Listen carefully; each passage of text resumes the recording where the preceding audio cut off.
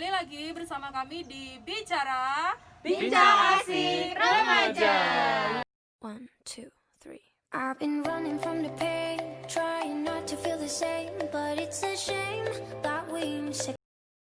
Berarti sejauh ini kabarnya baik ya Anis ya? Iya. Nah, sejauh ini kan perkuliahannya daring tuh.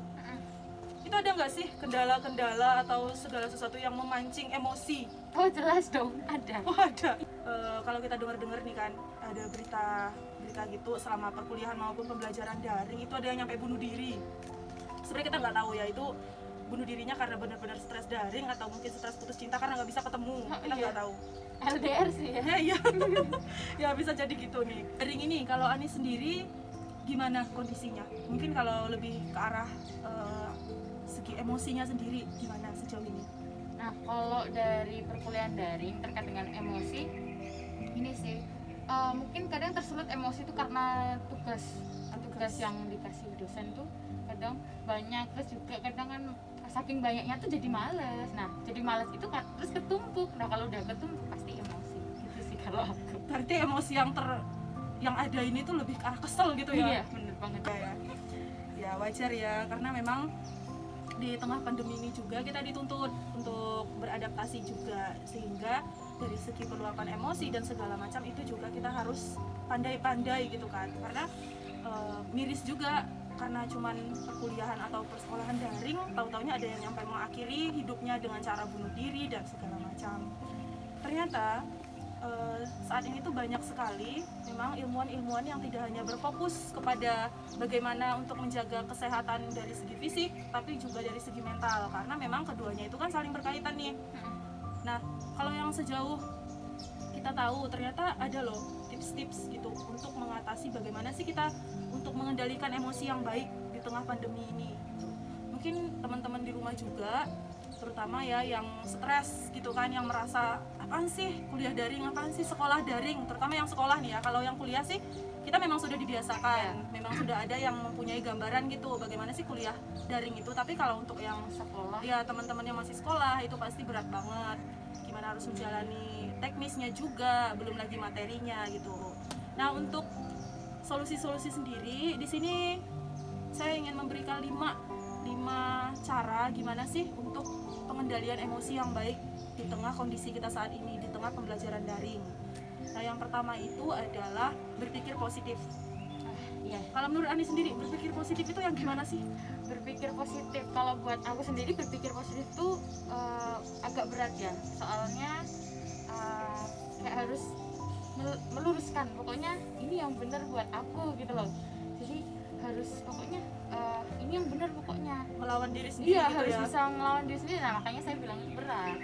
Walaupun rasanya kan apaan sih tugas ini banyak banget, malas banget ngerjain, tapi pada akhirnya kita tetap harus ini demi nilaiku, Iya, ini demi diriku makanya juga. itu, iya. Ayo kita sama-sama berjuang walaupun tertatih-tatih gitu kan. Iya. Nah, kemudian yang kedua itu ada memaafkan. Nah, cara memaafkan ini di sini tidak hanya kita memaafkan orang lain, atau di sini kan lebih ke arah konteksnya permasalahan ya atau kesalahan. Nah, itu tidak hanya memaafkan orang lain, tetapi juga kita harus bisa memaafkan diri sendiri. Nah, untuk memaafkan diri sendiri nih, dari Ani sendiri pernah nggak mengalami gimana sih untuk menyalahkan diri sendiri di tengah pandemi ini, di tengah pembelajaran pandemi ini, tapi kamu tetap bisa nerima, ya udahlah nggak apa-apa gitu. Kamu tetap memaafkan dirimu sendiri, itu pernah nggak terjadi? Pernah banget. Pernah Itu banget. waktu tugas terus habis itu ngerjain kan, karena awalnya kayak menunda duluan, terus jadinya emosi, terus habis itu ngerjain semampunya gitu kan. Terus habis itu kabut keluar hasilnya, dapatnya segini. Astaga, aku kenapa sih kemarin kayak gini? Berarti kan kedepannya harus lebih baik. Nah jadi Nanti aku agak shock ya dengan iya. diri sendiri. Terus habis itu aku harus bisa, aduh ini yang aku perbuat kemarin, jadi aku harus kayak bisa nggak apa-apa, kamu bisa lebih Terima aja. ya.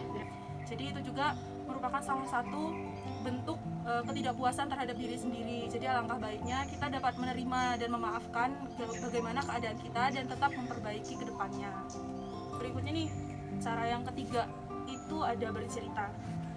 Sejauh ini Ani sendiri selama kita menghadapi pandemi ini berarti udah kurang lebih 8 bulan ya? Iya. Ya, 8 bulan itu kira-kira ada nggak sih seseorang yang dijadikan tempat gitu untuk bercurah hati, untuk curhat atau bercerita sejauh ini? Sebenarnya nggak cuma satu orang aja sih. Ini kadang-kadang apa sih yang diceritain? Keluh kesah atau apa? Kalau biasanya aku pertama tentang kuliah. Ini sih kayak apa pendapat ini menurutku tuh kayak gini-gini. Terus juga kayak tahu. Iya, keluh Iya. kesah pribadi ya berarti Iya ya. benar.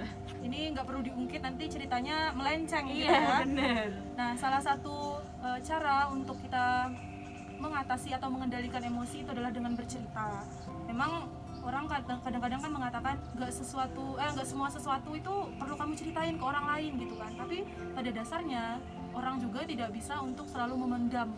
Bahkan terkadang hal-hal kecil aja itu perlu diceritain supaya istilahnya tuh nggak numpuk. Cara yang keempat itu adalah meminta bantuan. Nah, kalau meminta bantuan ini sendiri, kalau Ani sendiri pernah nggak minta bantuan? Bukan contekan ya, Oh iya pernah. terkait tugas nih berarti ya. Iya. Ya, jadi teman-teman, untuk salah satu pengendalian emosi itu juga tuh kan biasanya karena kita stres ya, berarti emosi kita tuh terkadang nggak tersalurkan. Nah, dari situ ya salah satu untuk pengendaliannya sendiri itu, kalau emang kalian tidak bisa melakukan sesuatu hal atau mengerjakan tugas contohnya, yaitu silahkan kalian berterus terang, terutama untuk diri kalian sendiri, bahwa oh aku nggak bisa loh, aku nggak bisa ngerjain ini, ya udah saya cari orang yang kira-kira menurutmu itu mampu dan mau mengajari ataupun membantu permasalahan yang kamu hadapi. Jadi jangan cuma memendam, kenapa sih aku nggak bisa kayak orang lain. Itu wajar, tidak segala sesuatu itu bisa kita lakukan. Kemudian untuk poin yang kelima nih, yang terakhir, mencari hobi. Nah, kalau hobi ini sendiri, Ani sejauh ini hobinya apa selama pandemi? Berubah nggak atau emang hobinya pas? Apa ya, sebenarnya kalau dibilang hobi, aku tuh juga bingung sama hobiku sebelumnya tuh apa. Nah, sekarang itu selama pandemi hobinya tuh jadi ini, suka nonton drama. Oh, ke drama gitu. Saya lebih ke yang drama Cina gitu sih. Silakan untuk mencari hobi apa sih yang kira-kira bisa dilakuin di rumah, yang kiranya tetap aman tetapi itu tetap bisa mengisi waktu luang gitu. Contohnya seperti membaca, nonton, olahraga dan sebagainya. Nah, itu saja 5 cara untuk menjaga emosi di tengah pandemi. Dan untuk yang berikutnya kita akan beralih ke aspek berikutnya ya. Sekian, terima kasih Ani. Iya, terima kasih juga Nurlen. Dadah.